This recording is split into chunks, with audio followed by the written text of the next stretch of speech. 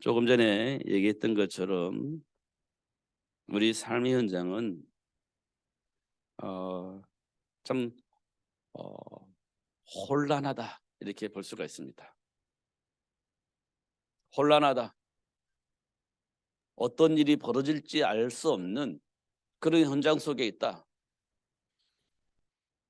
이렇게 우리가 현장을 봐야 됩니다.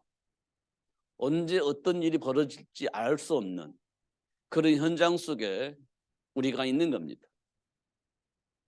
그래서 그런 현장 속에 있기 때문에 내가 알 수 없는 일을 만날 수 있고 문제를 만날 수 있고 사건을 만날 수 있는 겁니다. 그때 나는 어떻게 반응할 것이냐, 이게 이제 우리에게 남아져 있는 숙제입니다. 나는 어떻게 반응할 거냐. 문제를 만났으니까 반응을 해야 될 거 아닙니까? 어떤 반응을 할 거냐. 근데 그 반응의 기준이 뭐냐는 거예요. 반응의 기준이 대부분은 나도 모르게 무의식 속에 뿌리내려져 있는 그런 것들로 인해서 반응이 나타나겠죠.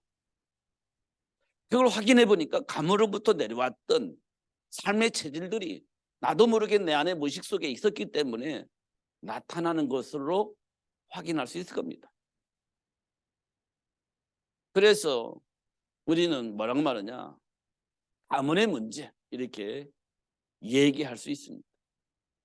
왜냐하면 나도 모르게 무의식 속에서 뿌리 내리져 있는 것이 가문으로부터 내려왔던 어떤 전통적인 삶의 체질이 남아있기 때문에, 뿌리 내려져 있기 때문에 나타날 수밖에 없겠죠. 그래서 가문의 문제, 이렇게 조상의 문제, 이렇게 우리가 해석을 하게 될 겁니다. 그 문제를 어떻게 하면 해결할 수 있을까요? 해결이 불가능할 겁니다. 해결하고 싶고 생각도 바꾸고 싶고 다 바꾸고 싶은데 안 될 겁니다. 왜냐하면 내 무의식 속에 뿌리 내려져 있기 때문에 내가 그걸 바꿀 수가 없어. 그걸 빼낼 수가 없는 겁니다.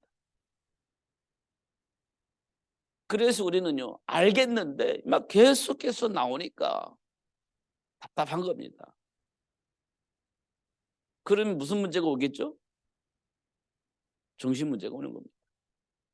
알겠는데 안 되니까 정신 문제가 오는 거지. 세상 말로 말하면 미치는 겁니다. 아는데 안 되니까요. 미치는 거지.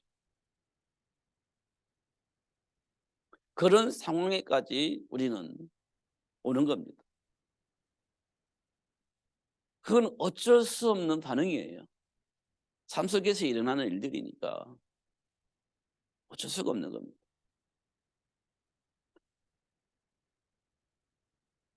사도행전에 나타나는 성전 미문의 안진병이 태어날 때부터 안진병으로 태어났습니다. 참 답답한 일이죠. 할 수 있는 건 아무것도 없습니다. 그래서 그가 할 수 있는 것은 구걸하는 겁니다. 성전 미문에서 구걸하면서 한 겁니다. 날 때부터 구걸하면서 하는 거예요. 할 수 있는 게 아무것도 없으니까. 그게 40년이라는 세월이 지난 겁니다. 40년이라는 세월 속에 구걸하면서 사는 겁니다. 일생 구걸하면서 사는 거지. 근데 처음에는 답답했을 것인데, 이렇게 해도 먹고 살 수 있구나. 그냥 그렇게 저렇게 살았을 수도 있는 가능성이 많습니다. 체질되어져 가지고 당연한 것처럼 구걸하면서 사는 인생이 되어져 있을지도 모릅니다. 너무나 당연하게. 이건 방법이 없잖아요. 내가 일어서 걸을 수 있는 것도 아니고 태어날 때부터 그런 거니까. 어떤 다쳐서 그런 것도 아니고 문제 때문에 그런 것도 아니고 그냥 태어날 때부터 안심이 태어나 버린 겁니다. 그러면서 평생 구걸하면서 사는 거죠. 뭐 당연한 거지 않나 이런 생각합니다. 먹고 살아야 되니까. 그게 성전 미문의 안진뱅입니다. 그런 안진뱅이에게 새로운 복음이 들려진 겁니다. 듣지 못했던 복음이 들려진 겁니다. 그 복음이 뭐냐? 예수가 그리스도다. 이게 들려진 겁니다. 우리는 수없이 들었던 얘기인데 사실 오늘은 새롭게 들을, 예수가 그리스도 이 말은 날마다 새롭게 들어야 되는 겁니다. 날마다. 오늘도 예수가 그리스도 맞아, 아멘, 이렇게 날마다 새롭게 들어야 되는 겁니다. 날마다. 성전 미문의 안진뱅이가 그 소식을 들은 겁니다.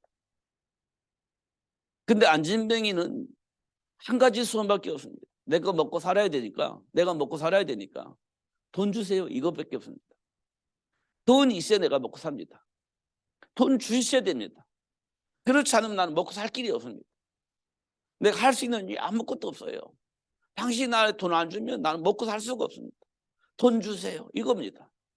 그게 안진뱅이가 할 수 있는 겁니다. 그러면 어떻게 되겠습니까?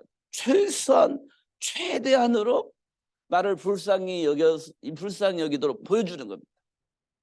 그래야 내 안에 뭐가 생겨요? 애통하는 마음으로 이렇게 주는 거죠. 불쌍한 마음으로 이렇게 돈을 주는 겁니다. 그게 안진뱅이가 할 수 있는 전략입니다. 가장 불쌍하게 보여서 나를 불쌍히 여기고 돈 줄 수 있도록 만드는 겁니다. 그게 안진뱅이가 할 수 있는 전략이죠. 근데 그 안진뱅이에게 안진뱅이가 베드로를 만난 겁니다. 이 여전히 돈 달라고 한 거예요. 그러니까 나는 너에게 줄 수 있는 돈이 없어. 낙심했겠죠. 난 너에게 줄 수 있는 돈이 없어.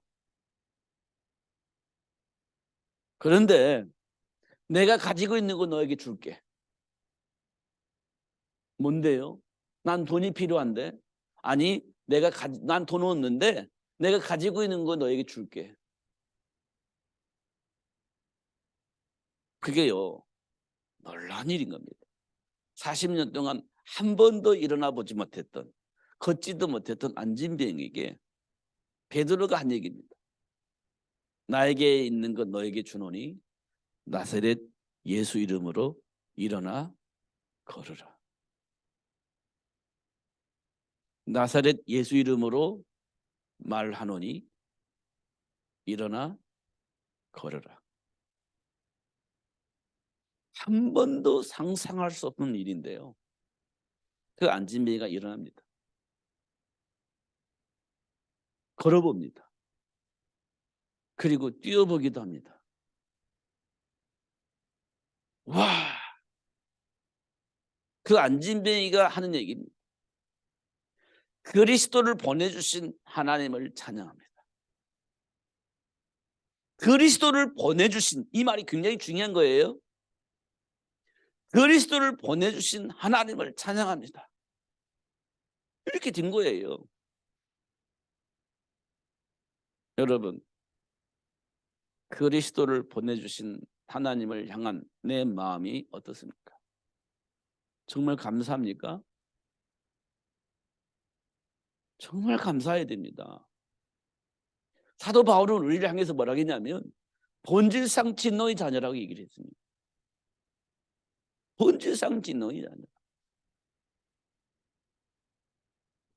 죄를 범하여 하나님의 영광에 이를 수 없는 존재라고 얘기를 하고 있습니다.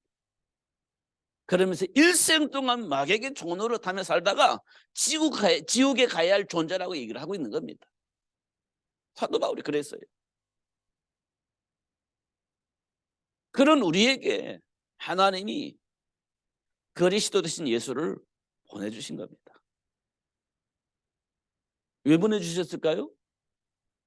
사단의 올무에 묶여서 일생 종노릇 하고 있을 우리 인생을 해방시켜 주시려고. 죄와 사망의 법에 묶여 있어서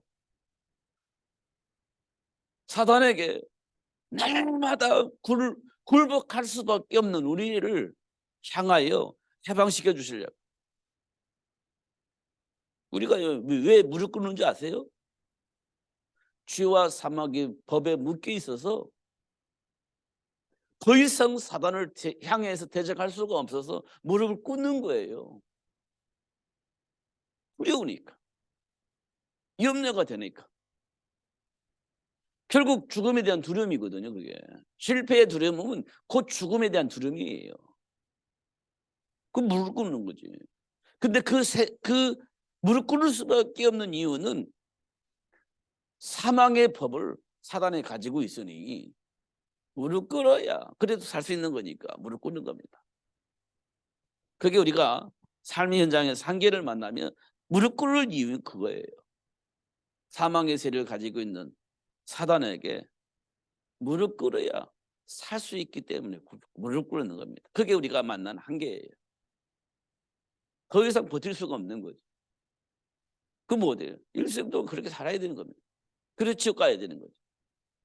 그런 우리를 위해서 하나님이 사단의 일을 멸하시고 죄와 사망의 법에서 해방시켜 주신 그리스도를 보내주신 겁니다. 성전 미문의 안전병이가 그 그리스도를 만난 겁니다.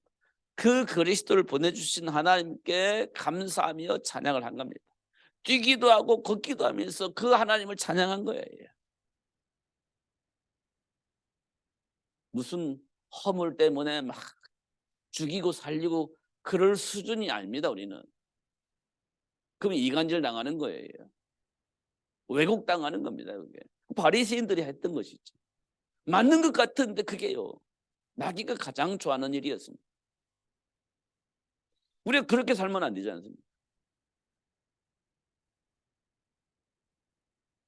그래서 예수님께서 우리에게 말씀하시잖아요. 혈과에게 싸움을 하지 말고 영적 싸움을 해라. 사단의 역사를 안 보는데 어떻게 영적 싸움을 해요? 사단의 속임수가 안 보이는데 어떻게 영적 싸움을 합니까? 눈에 보이는 것은 이 인간이 잘못돼 있어.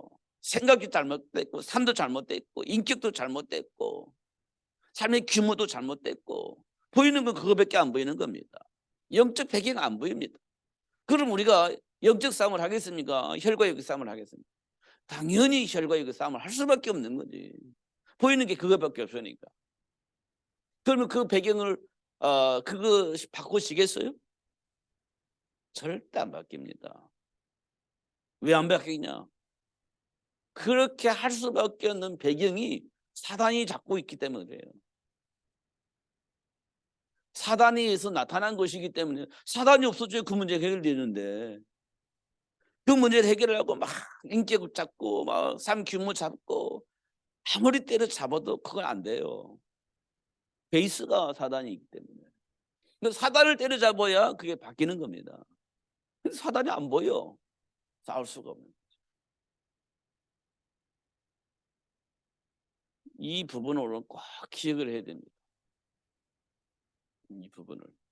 정말 기억을 해야 됩니다. 이게 우리 가문을 살리고 우리 후대를 살릴 수 있는 길이에요. 이 말은 다른 말로 말하면 민족과 세계를 살릴 수 있는 길이 되는 겁니다. 그게. 내 개인의 문제인 것처럼 보이지만 이 길이 민족도 살리고 세계를 살리는 길이에요. 근데 지금 우리는 조급해요.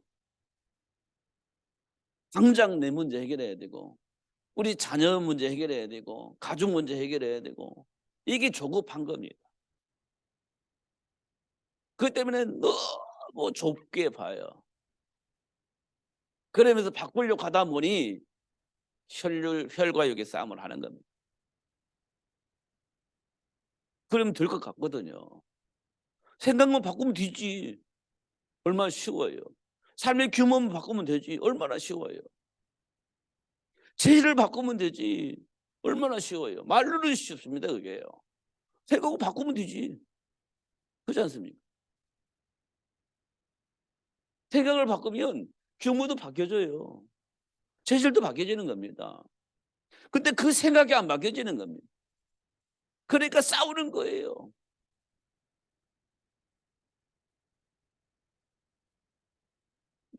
근데 그게 안 되는 겁니다. 그게. 왜 그렇죠? 그 생각의 베이스에는 누가 있어요? 사탄이 있는 겁니다. 사단이 장악되어 있기 때문에 안 되는 겁니다. 그래서 그 강한 자 결박해야 그 사람을 살려낼 수 있는 겁니다.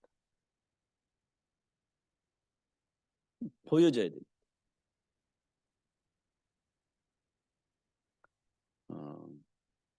이게 안 되니까 뭐 교회를 다니네 안 다니네 이런 소리를 하는 겁니다. 교회를 다녀도 의미가 없다.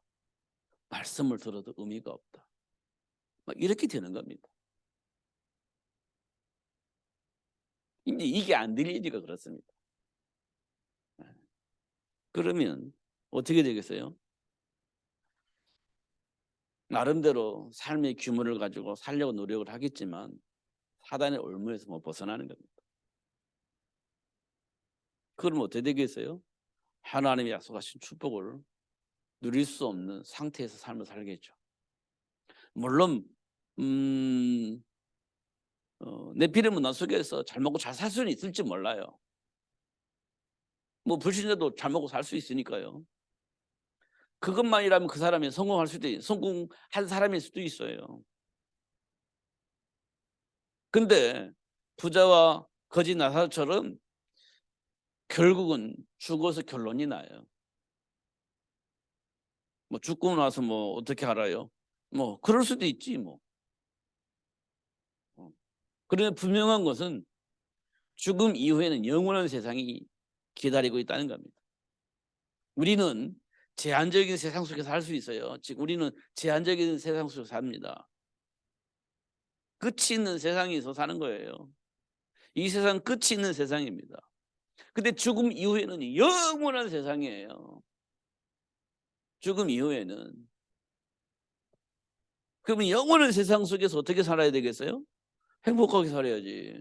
영원히 살 건데 행복하게 살아야지. 불행하게 살면 안 되지 않습니까? 지옥을 불행이라고 생각하고 말씀하고 있고 천국을 행복한 삶이라고 얘기를 하고 있는 겁니다. 죽음 이후에는 있어요. 지난 우리가 이번 주에 2번의 장례식이 있었어요. 제가 말씀드렸잖아요. 세계복음의 바톤. 하나님 원하는 건 세계복음하거든요. 아담과 하와에게 줬던 이 바톤이 지금 우리에게 전달된 거예요. 세계복음화를 위해서. 그러면 이 세계복음의 바톤을 우리 후손들이 또 전달해 줘야 되잖아요. 근데 그걸 몰라. 그럼 어떻게 되겠어요? 이상하게 살겠지. 그래서 잃어버리지 않고 각인시키기 위해서 하나님이 어떻게 하셨냐? 노예로 삼아버린 겁니다. 바톤의 의미를 각인시키기 위해서 노예 삼아버린 거예요. 그것도 잠깐 한 게 아니고 400년 동안 노예로 삼아가지고 이 복음의 바톤을 각인시켜버린 겁니다.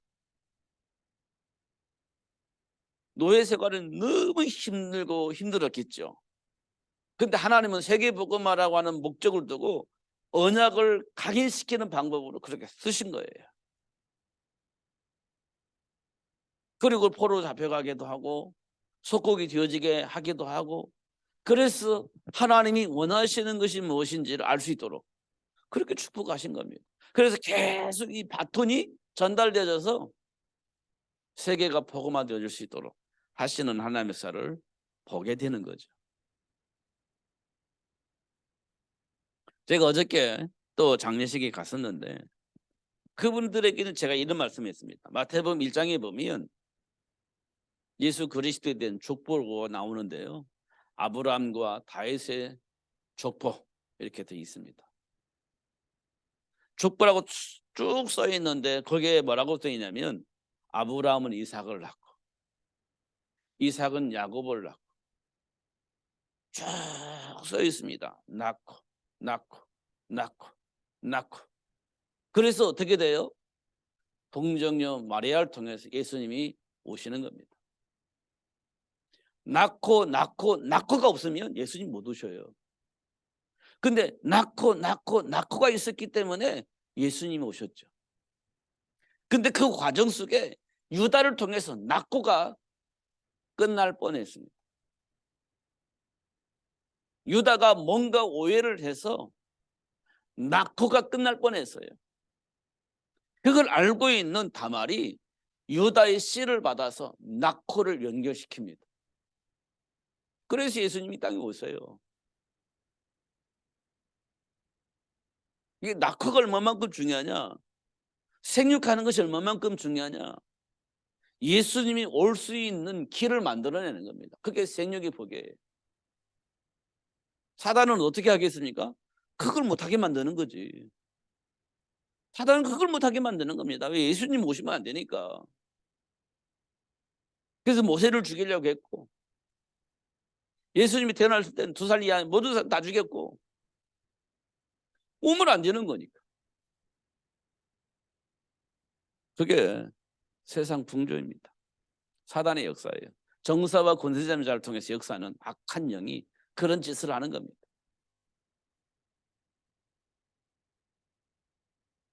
낙호를 못하게 만들, 바톤이 전달되지 못하도록 만드는 겁니다.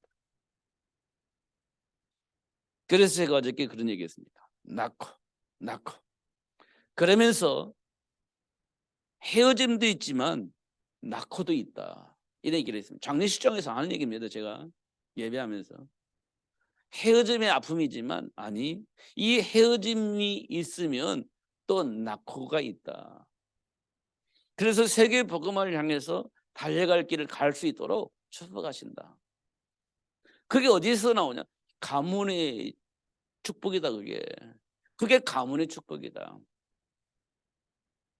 그래서 하나님은 뭐라고 말씀하셨냐? 이 가문의 축복이 천대까지 흘러가도록 만드시는 것이다.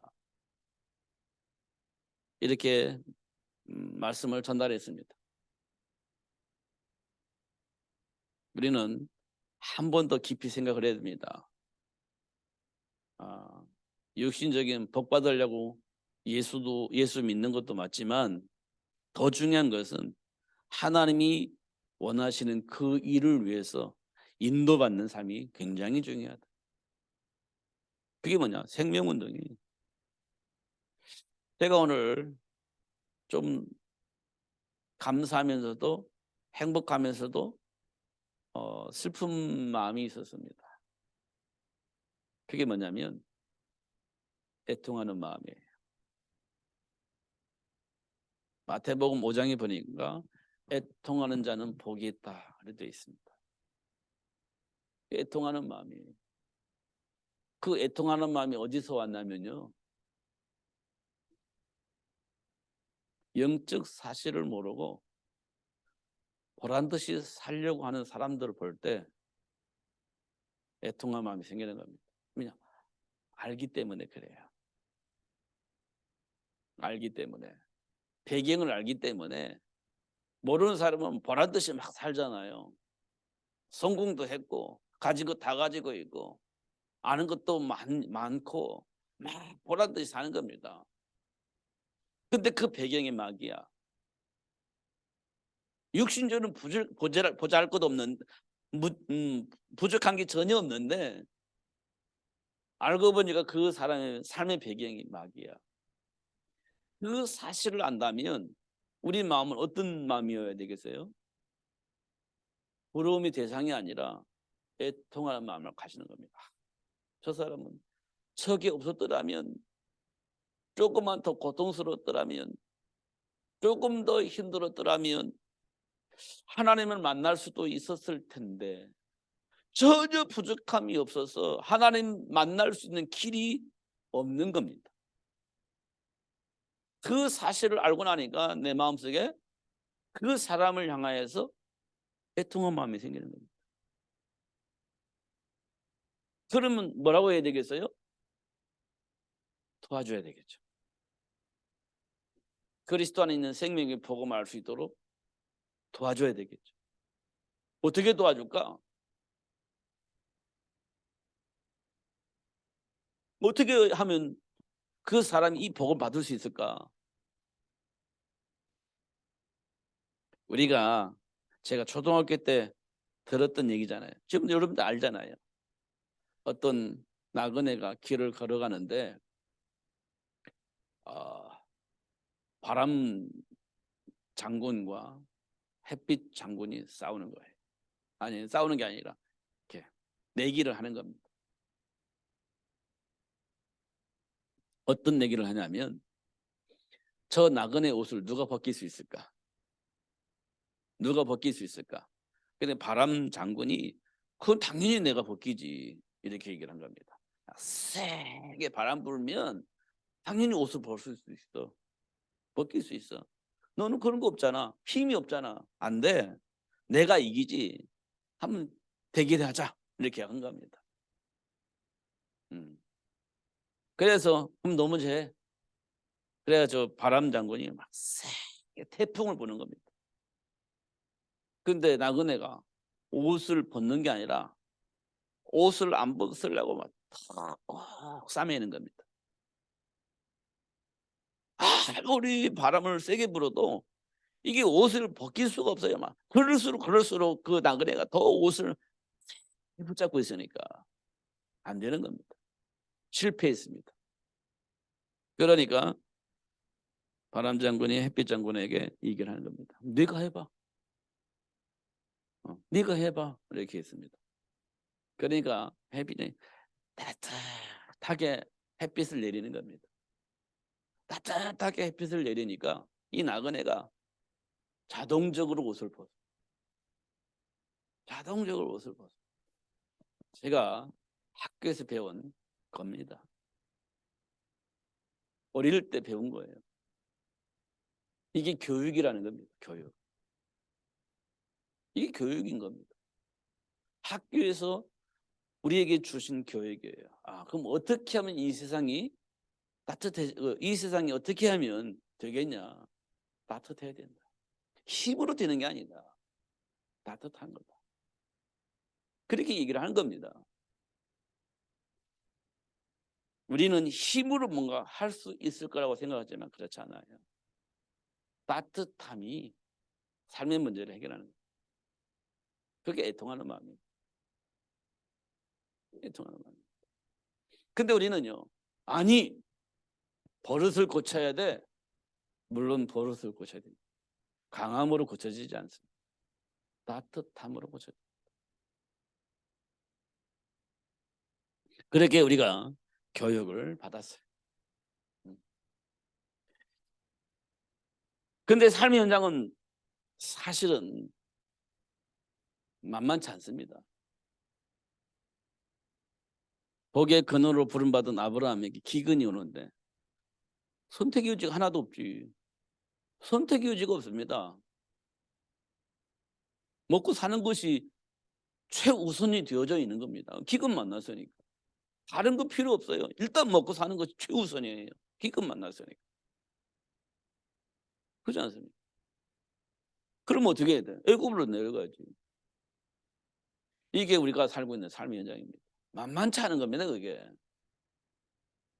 우리가 막 그리스도 막 세계보고 막 오직 예수 아무리 외쳐도 기근 만나면 먹을 것이 우선이 되는 겁니다. 먹는 문제가 우선이 되는 거예요. 그럼 우리는 어떤 선택을 하겠습니까? 오직 예수? 사실 쉽지 않습니다, 그게. 복의 근원으로 부름받은 아브라함이 먹을 것 때문에 애굽으로 내려가는데 왜냐면 그거밖에 없어요. 방법이 그거밖에 없잖아요. 오직 예수. 말이 안 되는 거죠. 근데 그 선택이 우리는 정말 현실적이고 합당하고 당연한 거고 그럴 수밖에 없다고 말할 수밖에 없지만 그 선택이 잘못됐다라고 하나님은 말씀하고 있는 겁니다. 여러분 이 부분에 답이 나와야 돼요. 그렇지 않으면 아브라함처럼 또 뭐 어쩔 수가 없어 하면서 애굽으로 내려가야 되는 겁니다. 결론이 안 납니다. 근데 그 결론 나도록 하나님이 역사하실 겁니다. 왜냐하면 세계복음화 해야 되니까. 이 부분을 여러분들이 기억을 해야 됩니다. 잘 안 되는데요. 그게 이제 불신앙적인 겁니다. 그렇기 때문에 예수님이 오신 거잖아요. 그 이름으로 기도하라고 하지 않습니까? 왜요? 지금 내 안에 불신앙적이고 불안하고 안 된다라고 생각하고 그 생각 때문에 안 되는 거거든 사실은요. 그 생각을 주는 사단을 쳐부시고 하나님 주는 언약 붙잡고 사는 것이 굉장히 중요한 겁니다. 근데 제자에서 그게 잘 안 되는 거지. 그러기 때문에 언약 잡고 기도하는 겁니다.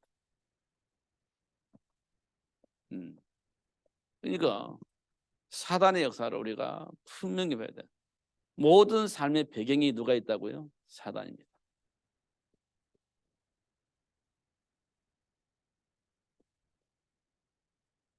사단이 있어요. 그래서 하나님께서 이 현장에 하나님의 형상으로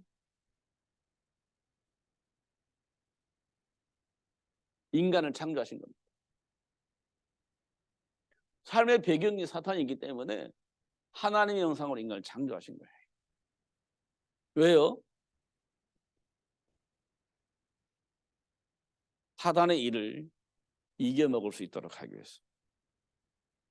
사단의 일을 정복할 수 있도록 하기 위해서. 하나님께서 창조하신 거예요. 그리고 우리가 순간순간 불신앙하고 허물 속에 빠지고 그러지 않습니까? 오해하고 잘못된 선택을 하지 않습니까? 그렇기 때문에 하나님이 우리에게 그리스도를 보내주신 겁니다. 왜요? 죄와 사망의 법에서 해방시켜 주시려고. 죄와 사망의 법에 묶여있다 할지라도 하나님과 함께 삶을 누릴 수 있도록 하시려고 그렇게 하신 겁니다. 결국은 이 세상 모든 사람들에게 예수가 그리스도임을 말할 수 있는 증인이 될 수 있도록 하나님이 역사하신 것을 확인할 수 있습니다. 중요한 것은 우리 삶의 현장의 배경에는 사단이 있어요. 지금도 우는 사자처럼 공격합니다. 지금도 세상 풍조를 통해서 우리 삶을 왜곡시켜버리는 겁니다.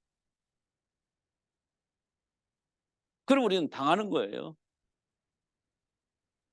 우는 사자처럼 우는 사자처럼 삼킬 자를 찾고 있는 사탄이 세상 문화를 통해서 삶을 왜곡시켜버리는 겁니다. 당하는 거지. 철학을 통해서 또 우리 삶을 이상하게 왜곡시킵니다. 당하는 거지. 그렇잖아요. 전통을 통해서 또 우리를 왜곡시키잖아요. 지금까지 우리나라가 이런 전통을 가지고 살아왔는데 그 전통을 무시하면 되겠냐라고 하면서 우리 삶을 또 왜곡하는 겁니다.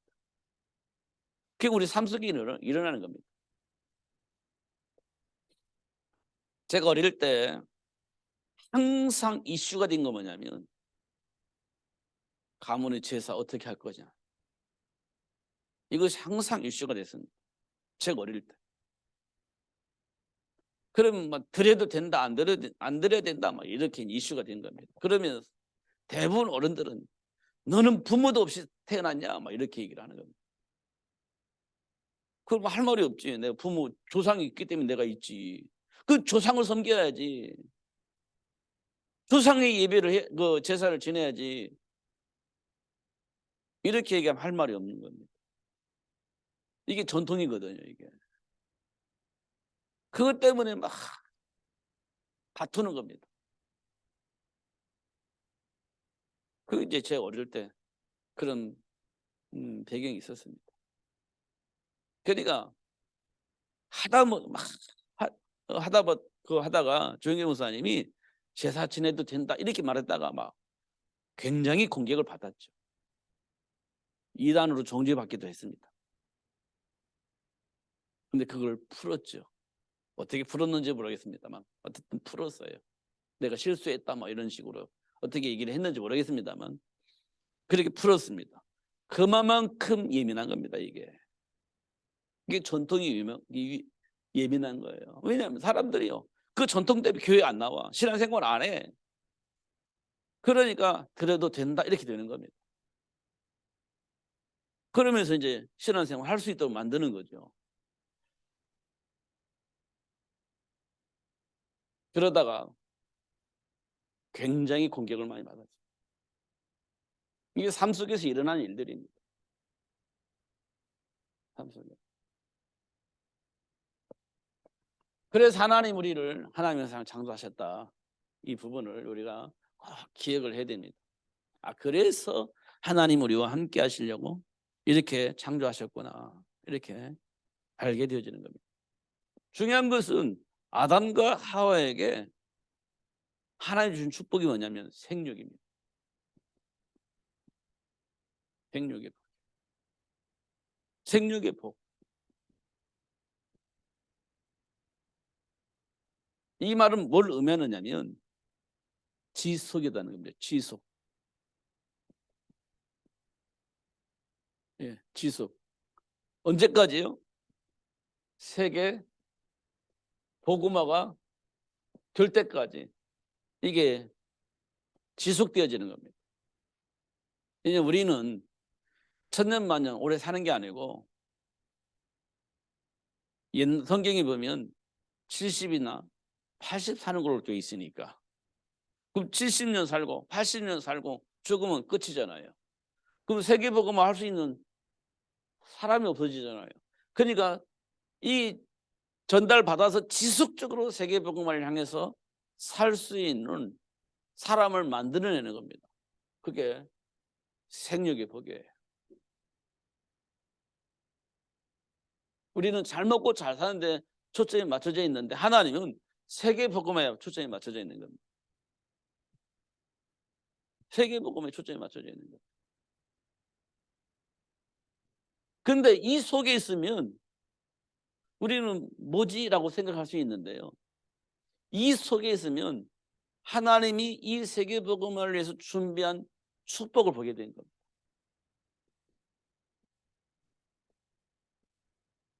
이 안에 있으면 우리 삶 속에 세계복음화를 위해서 준비되어져 있는 축복을 보게 되죠. 그럼 이 복을 누리면서 사는 거예요. 하나님이 준비하신 축복을 누리면서 사는 겁니다. 우리는 아무것도 없는 것처럼 착각하지만 아니에요. 하나님이 준비하신 축복이 있습니다. 지금도 상상할 수 없는 일이 있는데 이삭이 100배 복을 받아요. 요셉이 형통한 복을 받아요. 다윗은 골리앗을 이깁니다. 바울은 로마를 복음으로 바꿔버려요. 준비된 복이 있는 겁니다. 그래서 예수님께서 사도행전 1장 8절에 보면 뭐라고 되어 있어요? 성령이 임하면 본다는 거예요. 이거 축복을. 성령이 임하면 이 복을 보게 된다는 거예요. 이 약속한 대로 사도행전 2장 1절에서 47절에 보니까 이 복이 실제로 삶 속에 있는 것을 확인하게 하시는 겁니다. 실제적으로 있구나, 이게. 실제구나, 이게. 성령이 임하니까 이 복을 보고 누리게 되진 겁니다. 이게 사도행전 2장의 역사예요. 그런데 이게 이제 우리가 70년, 80년 살면 끝이잖아요. 그게 우리에게 가장 중요한 건 뭐겠어요? 이 복음이 전달되는 겁니다. 그게 생육의 복이에요.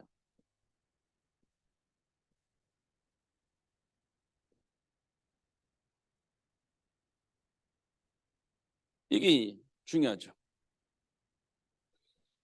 하나님이 생육의 복을 주신 이유는 이거입니다. 이거입니다. 굉장히 중요하죠. 그러니 이걸 하려면 누가 중요합니까? 부모가 중요하죠.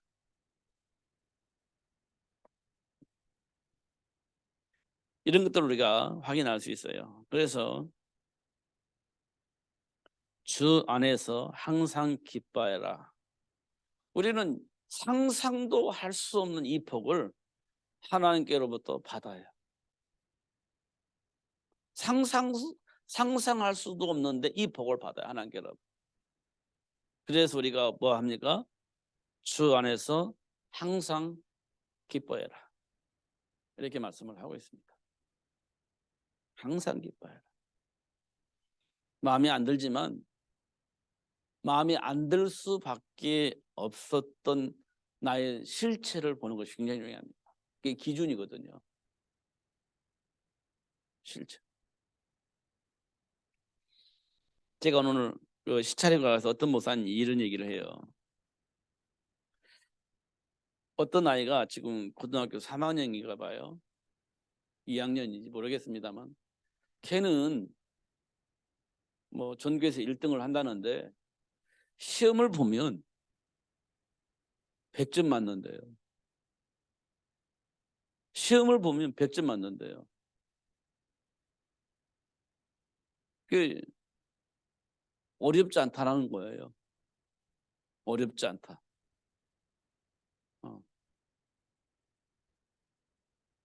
근데 그 동생은 100점을 못 맞아. 그럼 어떻게 하겠어요? 100점 맞는 그 사람을 위해서 막 잘했다, 칭찬하고 100점 맞아, 잘했다, 잘했다. 그런데 동생은 100점 못 맞아요. 칭찬을 못 들어. 그러니까 목사님 하시는 말이 누가 뭐라고 하지 않는데 그 동생은 늘 눌려 있다는 거예요. 동생은 늘 눌려 있다는 거예요. 오빠는 늘 100점 맞아서 부모를 통해 칭찬받는데 자기한테 뭐라고 하질 않아. 근데 칭찬을 못 받는 거지. 이게 눌려 있다 이렇게 얘기를 해요. 누가 뭐라고 안 하는데 스스로 그렇게 생각을 하는 거죠. 왜 그럴까요? 공부를 안 하는 것도 아닐 건데 또 따라가려고 막 열심히 하기도 할 건데 왜 그럴까? 제가 한번 생각을 해보니까요. 오빠는 이유를 알고 공부를 하는 거예요. 이유를 알고. 그럼 뭐가 문제인지 뭐가 그걸 하나씩 하나 풀어가면서 공부를 하는 거예요. 100점 맞기 위해서 공부를 하는 것이 아니라 이유를 가지고 하나씩 하나씩 알아가는 겁니다. 그런데 이 동생은 오빠 따라서 100점 맞으려고 100점 맞기 위해서 공부를 하는 거예요. 그러면 공부가 안 되지. 목적은 뭐냐? 이 오빠는 이유를 알기 위해서 공부를 하는 거고 이 아이는 오빠 따라 100점 맞으려고 공부하는 거고 똑같이 열심히 하는데 달라요. 공부 방식이. 그래서 안 되는 겁니다. 이렇게 제가 분석이 되는 것 같아요.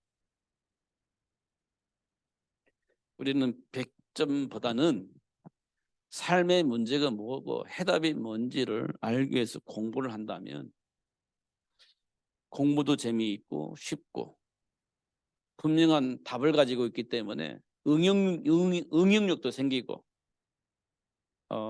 문제를 쉽게 풀 수 있어요. 그러나 100점 맞으려고 하는 사람은요. 응용력이 짧아집니다. 응용력이 없어요. 예, 문답으로 공부하기 때문에.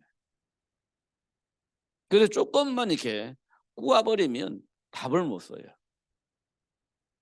그러면 100점 맞을 수가 없죠. 죽으라고 해도 안 돼요. 방법을 우리가 알아야 됩니다. 우리가 그리스도를 모르면 신앙생활을 죽으라고 하려고 해도 잘 안 될 겁니다. 세계 복음을 향한 하나님의 계획을 알게 되면 응용력이 생깁니다. 그러면 쉬워지는 겁니다. 그러면 돼요. 그러면 내가 그 복을 누리고 있으면 자녀들에게 당연히 전달하고 천대까지 복을 받는 일들이 생기게 되어지는 겁니다.